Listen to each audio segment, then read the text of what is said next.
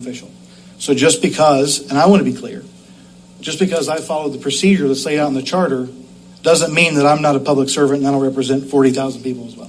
Mr. Lyons? Thank you, Mayor. Rob, Don Millard, our code enforcement administrator.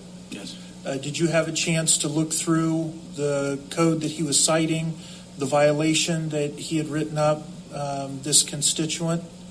Did you have a chance to look into that? Are you aware, familiar enough? Yeah, absolutely. And that's kind of the genesis of the entire situation. Okay, and I don't want you. I just wanted a simple question. I'm not asking questions to get it down into the weeds. If you're familiar with that, did Mr. Millard, as an employee and the code enforcement administrator, was he applying the code appropriately? Were there any mistakes, or was he doing what he should have been doing at the time? Oh, absolutely, he was. Yes. Okay. Thank you, Mayor. Any other questions, comments? Yes, Mr. Morgan? Thank you, Mayor.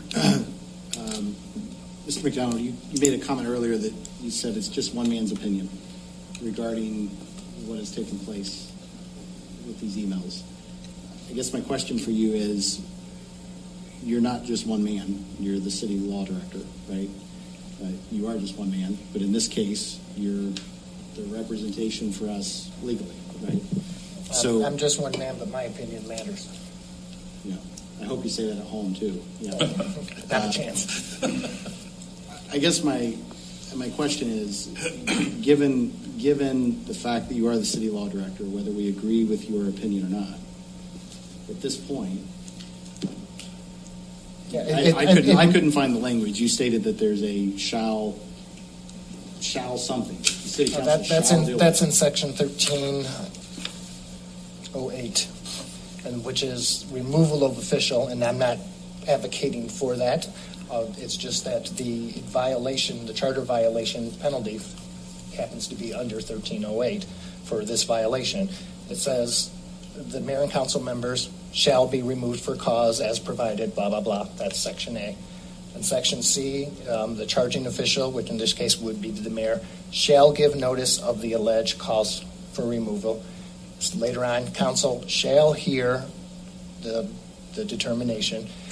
If accused, the person shall be removed. So there's a lot of shalls in there. And so this would be for failure to possess the qualifications of a charter, somebody moved out of the city and is still in here, committed a felony, or the intentional violation of section 406. So it's just one of the very few things that fall under section 1308.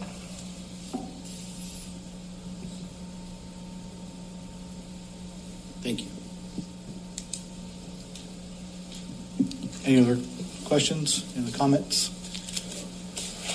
Mr. Webb? Glenn, you don't have to answer to me, but why didn't you just go through the city manager instead of contacting Don directly? If you don't want to answer. I often do contact the city manager on many items, but again, I've reached out to other people as well, and I think that the PRR that I've requested from Tony will show that others have done that as well. But no, it was a simple relaying of information, and I figured that if Don, it wasn't an issue, so to speak. It was more relaying of information to Don. I mean, the primary purpose of that was to offer my conversation, and like I said, she provided me with like receipts for stuff that was ordered and things of that nature. I wanted it just to be known that they were moving forward with a correction, but the situation was bigger than normal. The passing of information. I mean, just to put all the cards on the table, you don't have an issue going to the city manager. Was it you went to Don because you didn't want to go to the city manager? No, truth be told, that wasn't intentional in any way. I didn't intentionally not go to him, it was just Don was the first person I thought of because it was a zoning type of thing. So I shot an email off to him. I mean, and just like I've done with Scott Falkowski in the past, and others. I mean, again, Tony's going to find that this isn't the only instance of this from me or anyone else up here, quite honestly. I'm sure that others do it as well. Again, I provided no direction. I didn't tell anybody to do anything. This isn't a personal friend of mine or anything. This was just a resident who contacted, said they were worried that they weren't going to be able to comply, and there was some concerns with things like a letter saying they had a week to have sod installed or to have a lawn installed. And I mean, I didn't see, this is what I was told by them, and I said, well, that, and I understand how that's not possible. Again, after walking through the yard, it was still soft enough that I'm not a huge guy. I was sinking in the yard several inches just walking through it. It's still settling. No way you're going to throw sod on it or seed it and have seed grow in a week either. So, there was just some major concerns and worries from this resident, so I addressed them. My concern is that it would not have occurred to me to contact a staff member regarding something like that, and I can do this without even looking at Rob. Rob, did I contact you within the past couple of weeks about a zoning violation?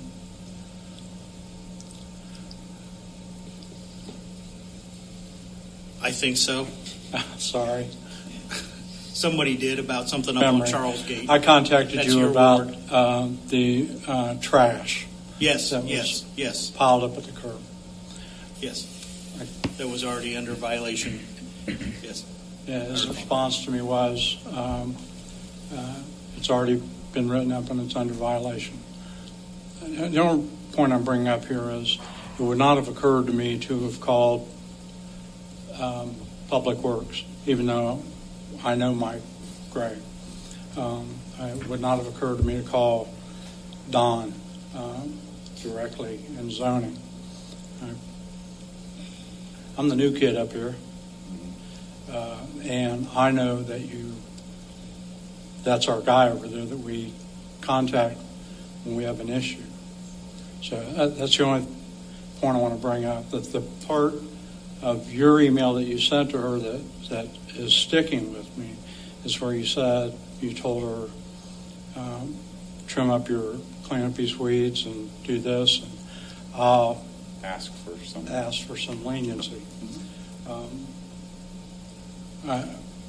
I hope you can see where I'm coming from. That bothers me, because I don't actually, Don, I don't. And the reason it bothers me is that is no different than me telling anyone else who has an active violation, well, if you do this, I'll go see if I can make it a little easier on you. I just don't want you to think that I've heard, since I've sat in this chair, I have heard from at least a dozen different residents over complaints or suggestions and everything else. And in each case, I've taken them before the city manager. It's just the way I read the charter. So that's my piece. Thank you. Yes, Mr. Morgan? Mayor, what's the question before us tonight? Because this isn't the public hearing. This if, is if there is to be one, this isn't it. yes. Right? So, Oh, thank you. Mr. McDonald, what would our next steps be? I know you mentioned outside council that has to have legislation approved by this council to hire that outside counsel. So what would the next steps be then? Mr. Morgan nailed it again, meaning this isn't the public hearing. We're not deciding whether or not we should do this or that or the other. The next step would be to get if we want to move in that process, would be the authorization to get legal counsel. And when that would be at the next meeting, and when it comes up, if 5 council members say no, then it dies on the vine, I guess. I mean, we can't go forward with anything else. And so that would be really the first go at it. And if that was approved, then we would set up a hearing. It would be public. Actually, it's your choice, Mr. Absolutely. Otto. And I'm assuming, based on what you said, it would be public hearing. And Mr. Otto would be able to present his case in a formal manner. And the person that would represent the city, which cannot be me under the charter, would do theirs. I would most likely be a witness under this scenario, just to say that, yes, I got this, and yes, this is my opinion. So do we need a vote or a lack of objection by a majority to? There is not at all clear on that. My take on looking at this, in order for that section to work, would simply be to have the legislation, and it would be voted yes or no. And we have some time to think about it, because we don't have another council member or another council meeting for a little while. But my assumption is, at least in my head as I looked at this, is that is the next thing that we would do. Because this should not and cannot be a place to go on the merits, because Mr. Otto has not had time to really prepare for this.